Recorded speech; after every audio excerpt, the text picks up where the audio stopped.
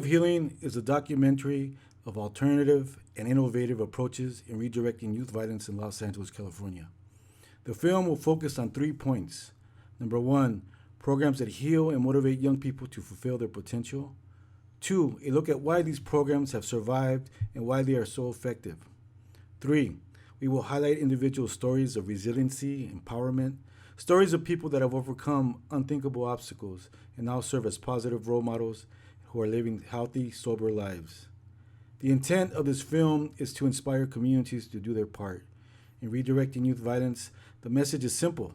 We, as a global community, have the ability to save lives with consistency, collective action, and compassion. Please enjoy the sneak peek documentary of The Way of Healing. But of course, mom and dad, they say go to school, get an education so that you don't have to struggle, suffer, or what have you.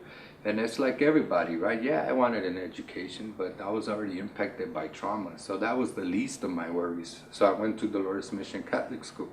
And right there and then I was with nuns, put as nuns. And in 3rd grade, 4th grade, I would draw. 2 plus 2 equals 4, 4 plus 4 equals a drawing. Stop drawing in class, get your ass to a principal's office. And I lived most of my time in the principal's office because I wouldn't do my schoolwork. Because the teachers didn't take the time to ask me, why is it that you love to draw? And I was being punished and penalized for something that I love to do. Maybe if they would have asked, why is it that you love to draw? Maybe they would have got to the source of what I was escaping, which was the trauma that was taking place in my household. But punish and penalize only challenged me to continue to draw, right? And so in 8th grade, fast forward throughout the grades I was drawing in class, so most of the time I was in the principal's office. 8th grade, there was an instructor. His name was Mr. Barrios. And I remember that dude because that dude could have really destroyed me for the rest of my life. And I remember when he came, I was 2 weeks into graduation, just about to give my mom a glimpse of the dream, to end up Dolores Mission, end up in Salesian, and hopefully in Bosco Tech one day, right? That's the ideal dream. I was 2 weeks into giving her a glimpse of it, and the teacher comes up to me, and he startles me in class, and I'm drawing, and he comes and he slams my desk. Hey, you're not to be drawing in class. And I said, come on, Mr. Barrios, we're gonna graduate in 2 weeks, bro. Why are you making a big ass deal out of this? And then he goes, I said, don't be drawing in class. First of all, you're embarrassing me in front of my colleagues. Second, you're challenging me. What am I supposed to do? Fuck you, I'm gonna keep drawing in class. So I kept drawing in class. Sure enough, he comes around and he slams my desk again and he grabs my drawing, puts it in my face, and he says, what did I tell you? Stop drawing in class. This motherfucker. He literally ripped my heart in half. It's as if when he ripped the artwork, all the trauma just seemed to come back up. And I remember that same sharp pain of betrayal that the teacher caused by ripping my artwork was the same feeling and pain of betrayal by my father when I caught him putting a syringe into his left arm. No longer a drug dealer, now he's a drug user. That happened when I was about 6 years old. It was an ugly pain, sharp pain, as if I got shanked in the heart. And that same pain came about when the teacher ripped my heart.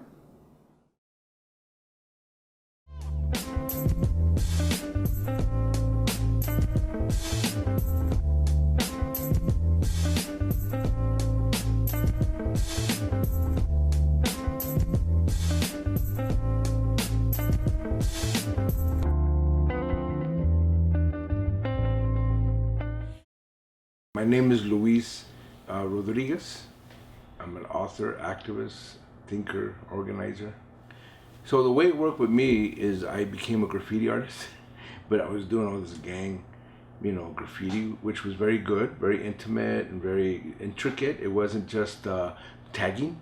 It took a long time to do these pieces, and the Chicano style predated the hip hop style, and it was very, a lot of lettering, and it was a lot of, gang cholo related stuff, but it was very intricate. So what happened is a community center opened up. I was about 15, 16 years old, and they opened up a youth center. And what happened is I broke in the night before and graffitied all the walls. So the next day I came in and they had the opening, and I came in to see my handiwork. And what happened is they just hired a youth worker, and they told him, here he is, arrest him. He's here, he's the guy that did all the walls. So they got him to come and hold me.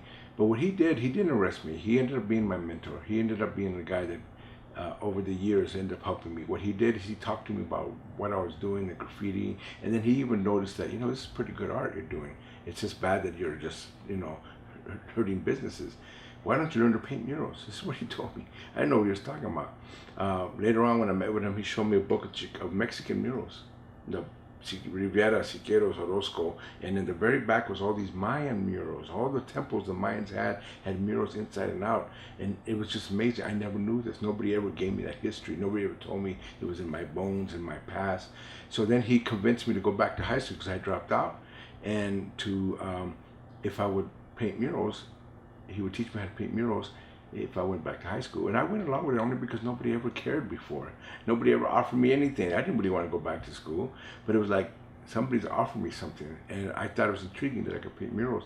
So I did. I went to the Goa's Art Gallery, and I was watching the guys at the Strata Courts Housing Project in East LA when they were painting all those murals, and then I started doing my murals. I ended up painting about 8 murals. One year, 8 murals, including at a library, at a community center, at a park, few businesses.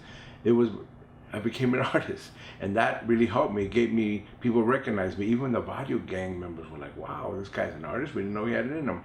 And it gave me a lot of respect. You know what I'm saying?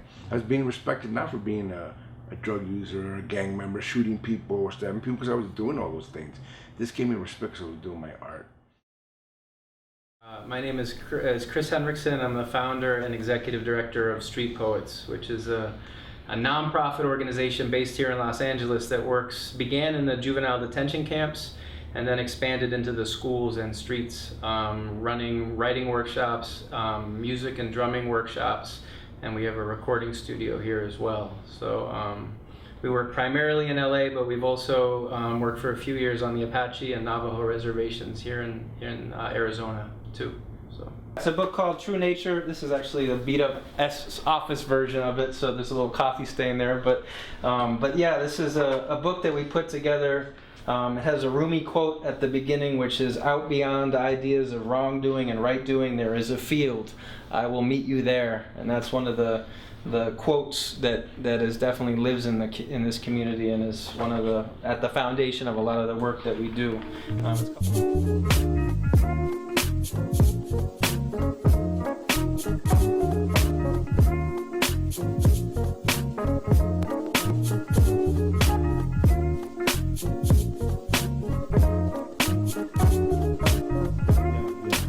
So writings help me express myself, express the pain and the wounds that haven't been healed.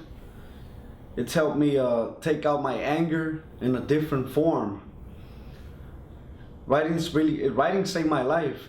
So this poem I wrote, it's called If You Knew Me. If you knew me, you would know. My father was a crack addict until liquor took its place. He used to come home late and diss mama in her face. My mother worked long hours to support his habit until one day she had it and booted him out. My role model was gone and all I knew was his route.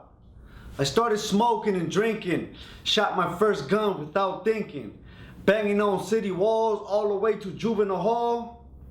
Then I saw my first body drop. My heart stopped this original beat. Fear replaced by heat turned me into a numb human. For a while, I couldn't cry. My feelings died, only to be revived in jail. Life without bail, but they left out a nail in my concrete coffin. My little brothers often saw me as their pops because I was all they knew.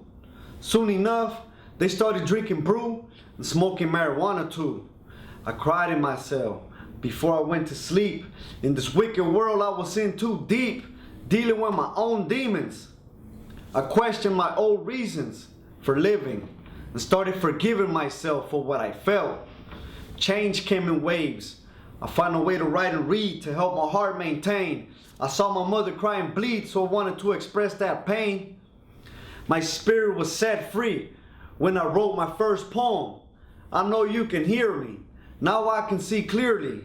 Pen in my hand demanding the truth from the lies buried in my youth. expressing the importance of being able to read and write. And before I came to Street Poets, I was writing and reading, but I was doing it with a different intention, with the intention of just sounding, oh, that sounds bad, oh, that sounds oh, you know, that sounds gangster, or that sounds, you know, that's the shit, you know. But now I do it with the intention that, hey, I could say something about society. I could say something about like the murals in East LA, because I think around that time they were erasing murals. They were erasing the murals, and so I go like, let me write about these murals. Let me write about this illiteracy, or let me write how we're interpreting our culture. So I was really just thinking about it, you know, in my own way, creating a mural with my own words. Chris is he's a firme vato. It's cool kicking it with Christopher, and I enjoy sharing stories and poetry in this circle, and it's a really gift to have this man come all the way over here and get to know us, and it's really awesome working with Christopher and Street Poets. And David Sanchez. I'm going to echo that and say that it's all about cross-pollinating cultures and our souls cross-pollinating and talking to each other, and we change each other. And I'm not the same person I was 20 years ago because of being in relationship with guys like David and Misael. So, you know, we change each other. Yeah, because of when you get to that level, that deeper creative conversation, you know, you can't help but affect each other and impact who you are and who you're becoming, and shift each other's directions in ways that you might never have imagined. So, you know, that's... I might take her to Oaxaca so you could kick back with the curanderos over there. Drink some mezcal. For young people that are struggling, you know, what's important for them to have around them? I think what's important for anyone who's struggling, more particularly young boys and young men, is to find someone that they can confide in, a place where they can feel safe and secure, that they're not going to be criticized or ridiculed, but also to be able to have guides, to have elders with the right teachings. And so oftentimes, you know, Jerry Theo will talk about how systems our approach to when something is happening and there's pain and wounds, how oftentimes people will say, well, what's wrong with you? You know, what caused you to create that hurt or an injustice? And it's not about what's wrong with you, it's about what happened to you to make you think that way, what happened to you to think that it's okay to disrespect other people. So what's important is to be able to acknowledge that sometimes there's pain and there's hurt, and that there's a process that needs to occur, that it's not a quick fix, that the work that we do is not a Band-Aid approach. It's something that's long-term, and it's something that needs to be continuous, and that we need to be able to create those spaces for folks to heal.